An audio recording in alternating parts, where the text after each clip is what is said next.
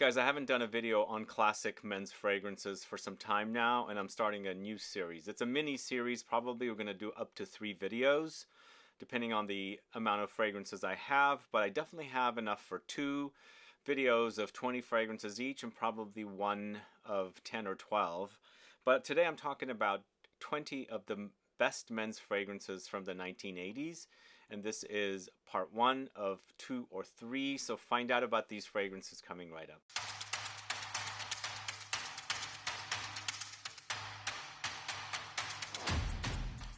Thanks so much for tuning in. I'm Sebastian. We're talking about the best men's fragrances of the 1980s. This is when I discovered fragrances, although I was actually slowly getting into fragrances in the late 70s. But really started wearing them in the 80s, stealing sprays from my dad. And if you go through this list, you're going to find a lot of Fougeres, a lot of aromatics fragrances, aromatic Fougeres, spicy, woody, and some leather fragrances do appear as well. But I think that's the kind of fragrances that were really popular in the 80s, and it's obvious that when I'm putting together the list, that's what shows up quite a lot. So again, I'm going to do as many of these videos as I can, as long as I have the fragrances, and I went through, compiled the list, and it turned out to be about 52. But today I'm talking about 20 of the fragrances, and if there's one missing, don't worry, it might appear in the next video. As I said, I've got around 52 fragrances, and I'm going to try and acquire a few more to make a 3-parter here, each video with 20 fragrances. So today, right now, I'm going to start off with the first fragrance. I'm doing these in chronological order, and so I've selected a few, and then I've left another few, and then another few. But you're going to see, you know, from the beginning, 1980 to 1989, and you'll see the same thing in the next video. I didn't just select the 80, 81, 82 for this video kind of a thing. So I wanted to kind of separate them and not make sure that all of the ones that are good are in the the first video. And the other thing is I'm going to acquire a few more fragrances, buy them. So some of them, were launched like in the early 80s versus the later 80s. So it's a random selection of fragrances, all in the 80s, but all great. Some of the greatest men's fragrances. And I'm going to start with the first one, launched in 1980. It's Oscar de la Renta's Pour Louis, this one right here. I bought this during the pandemic, and it had been a long time since I had worn this.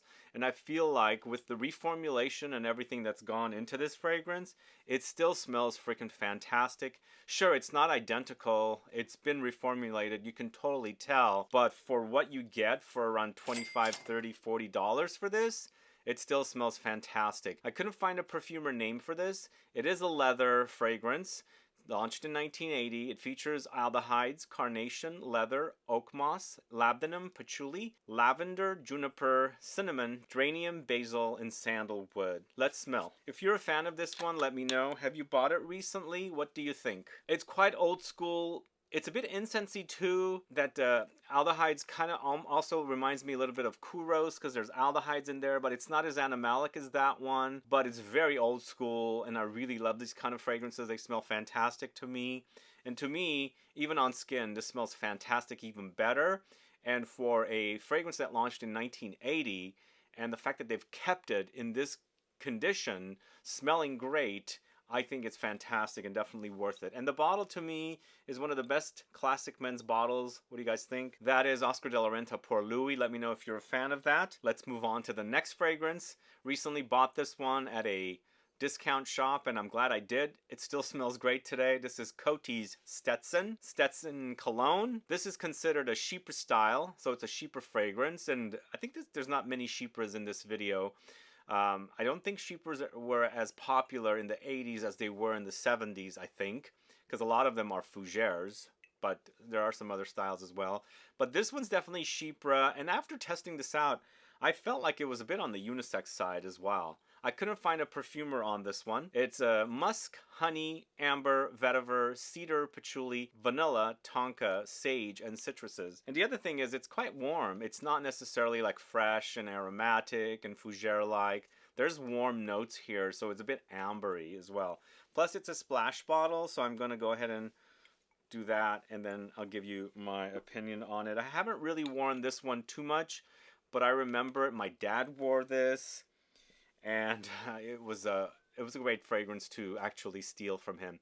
I do remember, no, I don't think I remember. I think these were always splash bottles. I don't recall a spray bottle, but quite warm for sure. The musk and the honey gives you that kind of slight funky, musky kind of ambery touch in there. There's woods in the background and aromatics, and I can also smell the patchouli in there, but it's quite gorgeous. And this was very, very inexpensive. I don't know if you guys are familiar with Stetson cologne. Let me know, but let's move on to the next fragrance, going to the house of ARAMIS. ARAMIS had about 3 launched in the 80s. I'm going to try and feature one in each video. I don't want to feature one brand too much in one video, but this is JHL. So during the pandemic in 2020 I should say, I actually acquired all of the fragrances in this collection, but there was this rumor that it was all going to get axed. So I bought all of those fragrances, but the only thing is this one I could not find at the discounters. And this one also my dad wore in the 80s. And it was something that I really, really enjoyed. So I had to buy this at full retail. It was almost $100. I think this whole collection is kind of gone now. It's easy to find 1 or 2, but the majority of them are completely axed. And it's a disappointment because these fragrances by ARAMIS mean a lot to me. My dad wore most of the entire collection. This is considered an amber spicy, created by Bernard Chant, one of my favorite perfumers. I love this guy's creations. This has notes of cinnamon, carnation, benzoin, aldehydes, sandalwood, rose, amber, patchouli, labdanum, ylang ylang, fir, musk, and orange. There's a whole video on this collection on the channel if you're curious to discover. Also, there's a ladies' counterpart of this.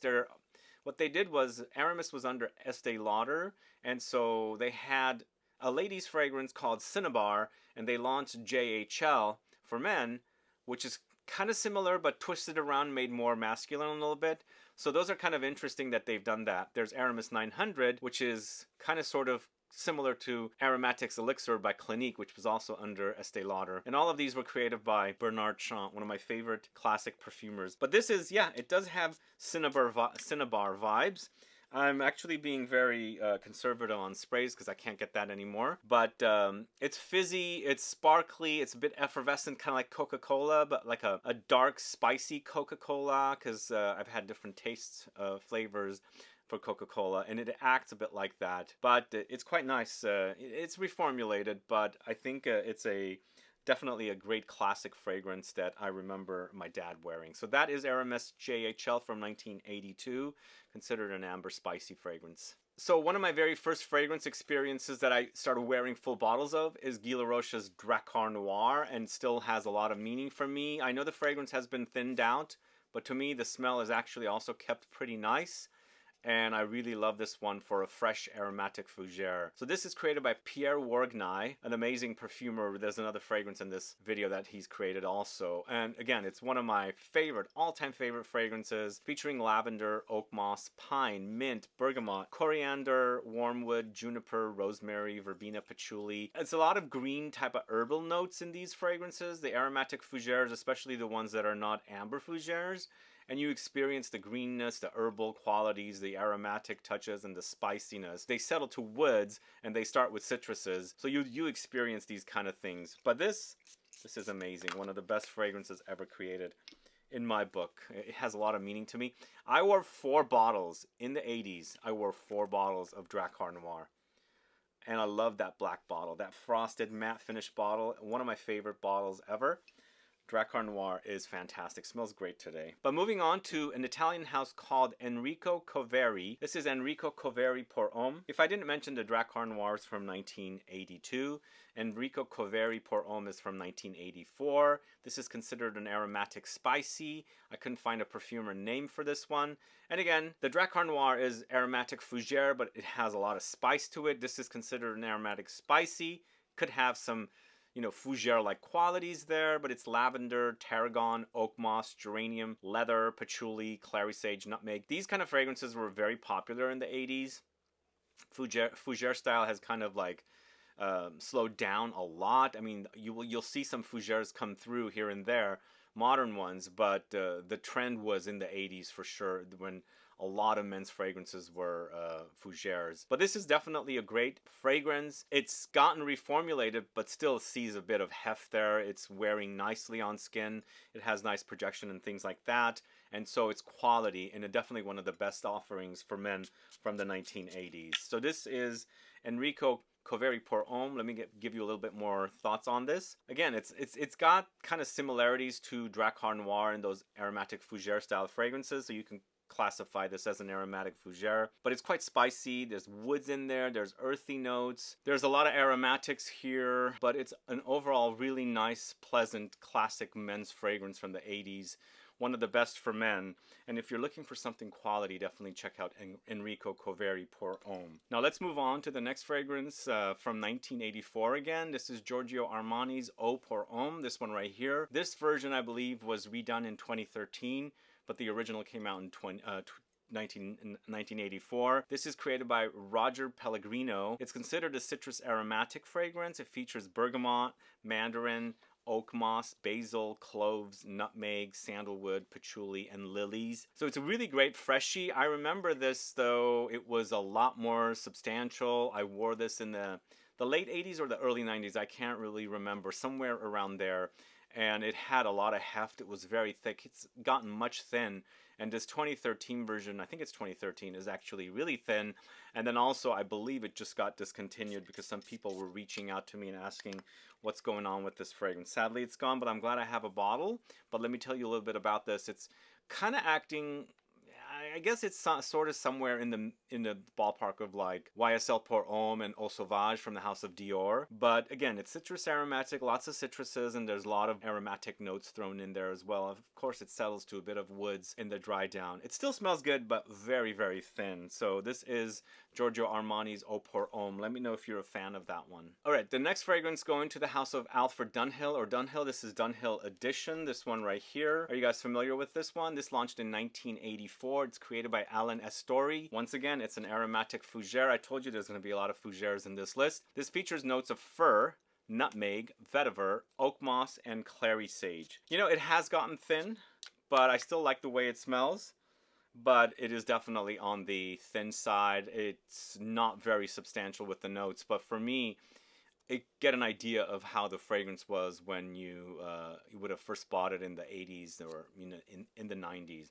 I think what happened was a lot of fragrances after 2010 got really, really substantially reformulated because of all the regulations that came up. But here you can smell the woods and the fir, the warm spices of the nutmeg, the woods and grassy touches in the base, of course the aromatics of the clary sage as well. It's pleasant, but I think the DRAKKAR and the Enrico COVERI actually are a bit more substantial. But the next fragrance going to the house of Estee Lauder. It's Lauder for Men. I love this fragrance. I actually love the bottle as well. What do you guys think of this? Are you a fan? They actually have kept this in pretty good condition. This launched in 1985, and according to my research, it's created by Nicolas Calderon. This is once again considered an aromatic Fougere. It's oak moss, carnation, galbanum, juniper berries, green notes, vetiver, clary sage, anise, patchouli, lots of great stuff. This is a fantastic, fantastic fragrance. It does little bit remind me of ARAMIS by ARAMIS because it's all under the same umbrella, and even though this is created by Nicolas Calderon, it does remind me of something that Bernard Chant created. But again, it's super fantastic, and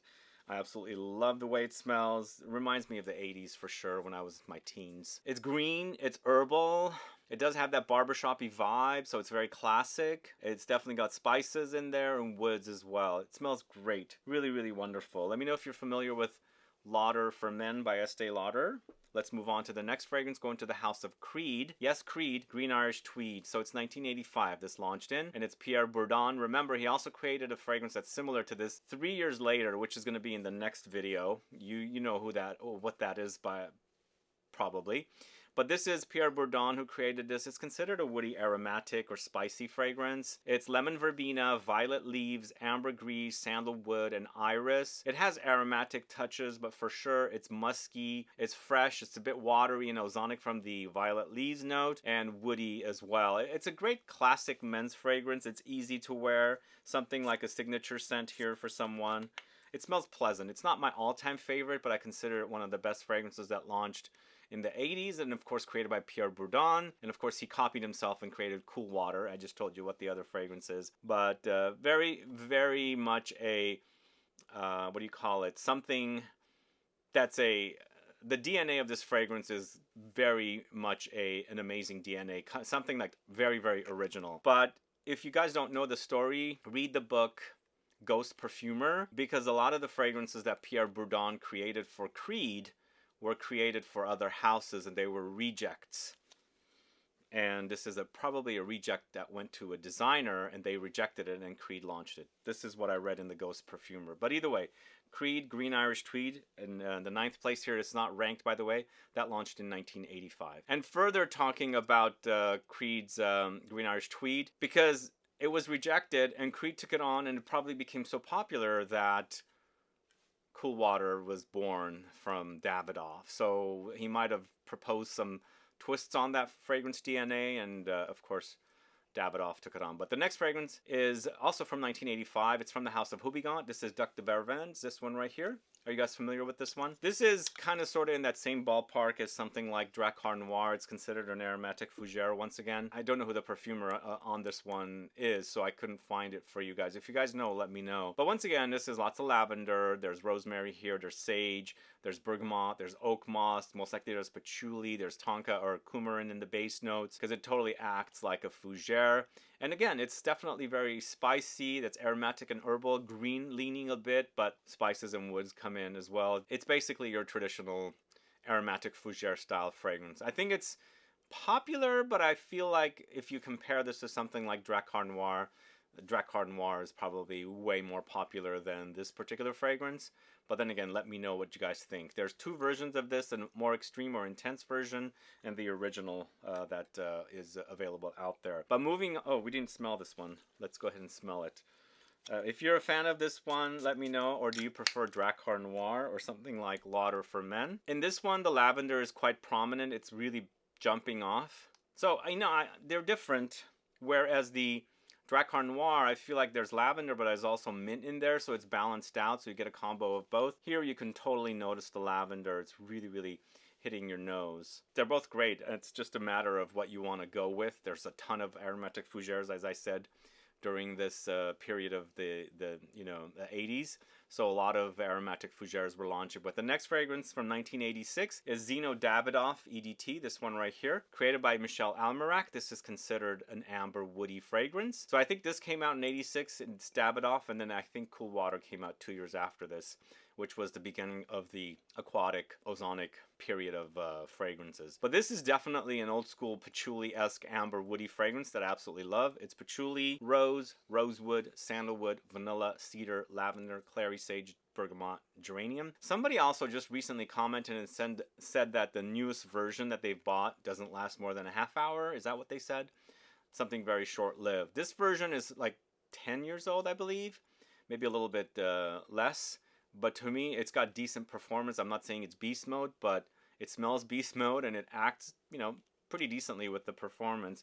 But actually, this is really a great fragrance release from this house. It reminds me a little bit of Balenciaga Pour Homme. I think that's what it is. The one in that kind of ivory colored bottle with the blue detailing. But for me, this is a patchouli bomb with rose. You can smell the rose and the patchouli together, and also there's ambers in the base, amber and wood. It's super sexy. Really wonderful offering. This is amazing. And this sells for around $18-20 out there. It's a 125 ml bottle is what I was trying to say. But the next fragrance going to the house of Hugo Boss. Sadly, I've got my dates flipped around. This is number 1 from Hugo Boss from 1985. So Zeno Davidoff came out in 86. This from 1985. This is once again Pierre Wargnye, created by the same perfumer that created DRAKKAR Noir. This fragrance has a lot of meaning for me. When I was going to high school, I worked in a dry cleaning store, and it was in an area where there was a lot of businessmen that would wear white shirts or business shirts. They'd drop them off, and you would smell this fragrance on it.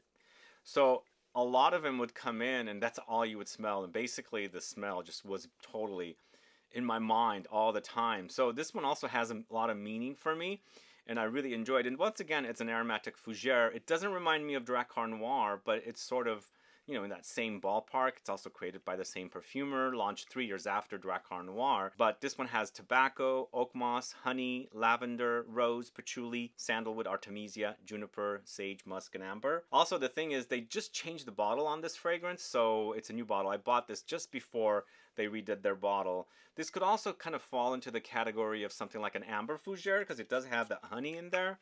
But I think it's just there to kind of sweeten it up a little bit, not to create an ambery dry down as much. But it smells so good. This is amazing and just totally takes me back. I was young, going to high school, really starting out in the world, and you know, I'd smell this fragrance.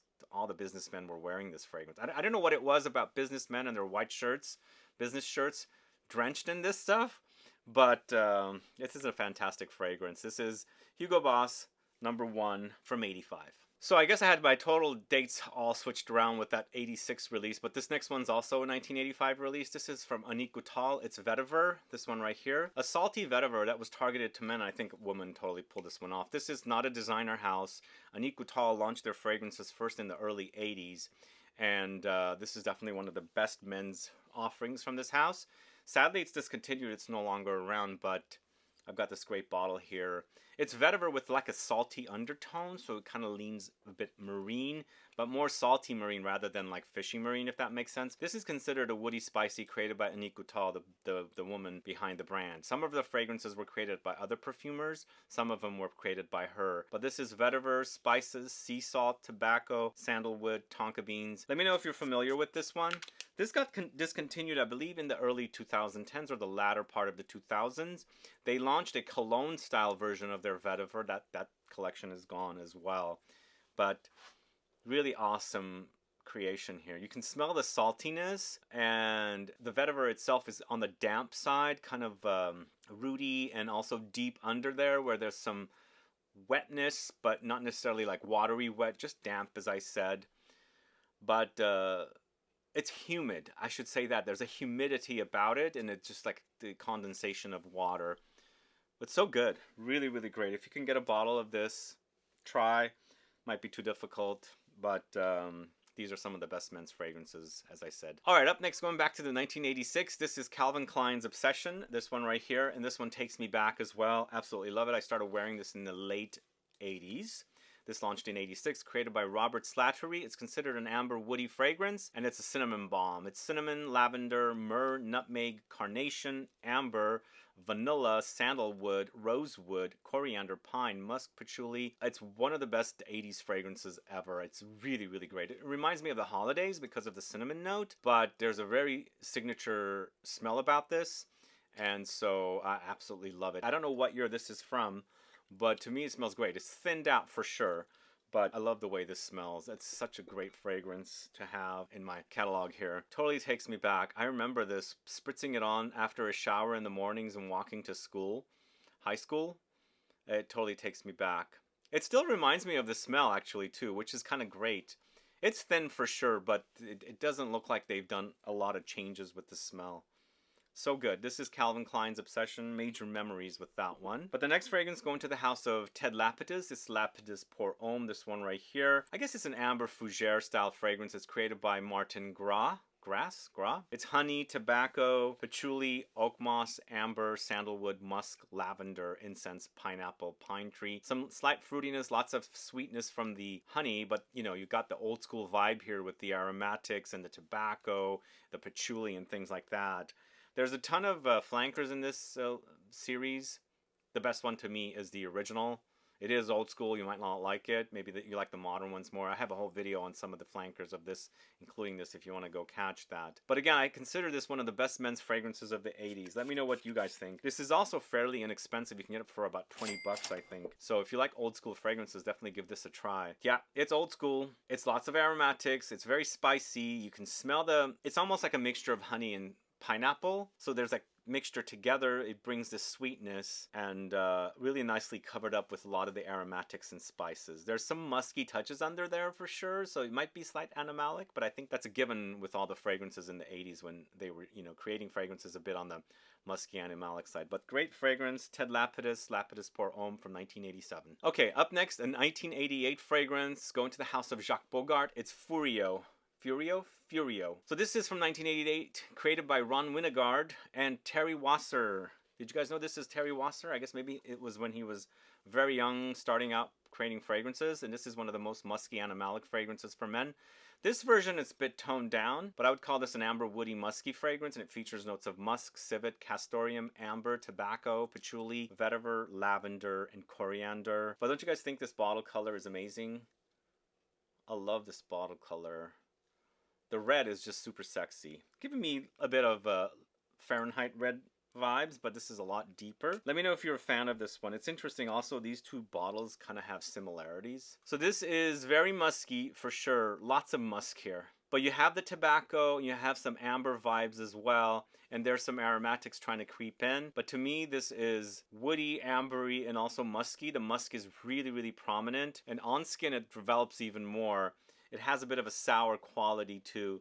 This, I think it's that musk and whatever animalics they have in here, it comes off like that. But definitely one of the best offerings for men from the 1980s. So let me know if you're a fan of it. But moving on to the house of Dior. We do have two Diors. Did I already do Dior? I don't think I did a Dior. This is Dior's Fahrenheit from 1988. This is created by 3 perfumers according to my research. Jean-Louis Suizac, Maurice Roger, Michel Almerac. This I would call a leather or aromatic woody fragrance, and it features notes of violet leaves, leather, nutmeg, lavender, musk, amber, patchouli, cedar, and carnation. Who's a fan of this one? So in the 80s, when I first sampled Dior Fahrenheit, I got a Red Hots vibe. I don't get that anymore. The fragrance has gotten really thin, really watery, and a bit cucumbery because it's, you know, violet leaves. It still smells good, but very thin, very, very thin. It's a lot of violet leaves. It's also a lot of leather, but there's also ambery touches and, you know, earthy, woody touches in the dry down, but there's aromatics and spices, you know, along the way. But one of the best men's fragrances ever. I just wish they kept it the same. It's just kind of wimpy now because it's gone through all the reformulations. Sadly, that's what happens with fragrances. They just get reformulated because, you know, regulations come up, ingredient shortages and things like that. And if it's too expensive or not available at all, the ingredients, they kill it, of course. And of course, if there's ingredients that are getting banned, they also kill the fragrance because they can't create the fragrance anymore. But moving on to a new discovery, and I didn't know it was from the 80s, from the house of Maître Parfumeur at Gantier, it's Parfum de Habit, this one right here. So it's called Parfum de Habit, and that's also kind of reminds me a little bit of Habit Rouge from the house of, you know, Guerlain. So it's a really great classy men's fragrance from this house. It's one of my favorite classic niche houses. One of the original niche houses created by Jean-Francois Laporte, who also created the fragrance, and I think he did a great job with this one. If you like classic masculine style fragrances, you definitely need to try Parfum de Habit from 1988. It's a woody leather fragrance with leather, sandalwood, incense, patchouli, blackcurrant, geranium amber, vanilla, bergamot, and petitgrain. Let me know if you're familiar with this one. It's so good, guys. Really, really great. But just keep in mind, it's old school, so if you don't like old school fragrances, I wouldn't bother with this one, but if you like the idea of an old school, definitely try it. Oh man, the leather is super supple and a bit suede-like. I'm smelling aromatics and spices, but there's a creamy undertone with the sandalwood, some light smoke coming through. That's fantastic. This is an amazing classic men's fragrance, Parfum de Habit. Can you guys see that there? From the house of Maître Parfumeur at Gantier. Just a few more fragrances left. We've got one from the house of Azzaro. It's Acteur. Let me know if you're familiar with this one. I'm glad I was able to find a vintage fragrance because this has been discontinued and it still smells great. Well, in this bottle, it smells great. It is a bit off, but once you get past the offness, this stuff is amazing. To me, it is super sexy. It's created by Maurice Morin. I don't know who that is. Never heard of this perfumer. But I would call this a woody floral, spicy fragrance, and it features rose, leather, carnation, fruity notes, patchouli, oak moss, musk, amber, vetiver, cardamom, and bergamot. Look at the sprayer. Let me know if you're familiar with this, if you've smelled it. It's so good. It's so good. So good.